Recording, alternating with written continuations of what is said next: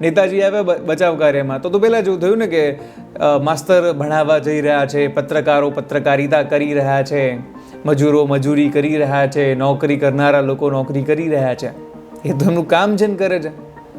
તમે નોકરીએ જાઓ છો, એમાં કોઈ તમને શાબાશી આપી કે ના સરસ નોકરી કરી રહ્યો છે. એમણે એમનું કામ બરાબર નથી કર્યું એટલે ભરાયેલા પાણીમાં ઊભું રહેવું પડે છે. તમારી સેવા નથી કરી રહ્યા, તમને એવું લાગતું હોય તો. તકલીફ એ છે ક્યારેય કશું કામ ન કરો અને પછી એક કામ કરો અને એનો વિડીયો ઉતારીને ફર્સ્ટ ક્લાસ રીલ બનાવીને મૂકી દો એટલે બધાને લાગે કે જો નેતાજી આપણું કેટલું વિચારે છે.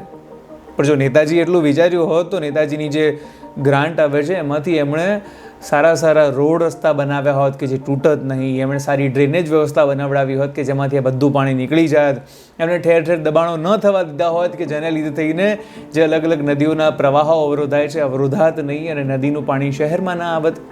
પણ નેતાજીએ પોતાનું કામ સારી રીતે નથી કર્યું એટલા માટે શહેરો ડૂબી રહ્યા છે અને ડૂબેલા શહેરોની અંદર નેતાજી વિડીયોગ્રાફી કરાવવા માટે થઈને, ફોટોગ્રાફી કરવા માટે થઈને કેડ સુધી પાણીમાં ઊભા છે અને કહી રહ્યા છે આમ કરો તેમ કરો, 2 કેમેરામેનની સાથે. અને મીડિયા અને પ્રજામાં બોળવાય છે ઓહો નેતાજી ઉભા. નવાઈની વાત છે નહીં? એમનું કામ જે બરાબર નથી કરતા, દેખાડો કરે છે તો શાબાશી કેવી પડે, વાહ શું કામ કરો છો.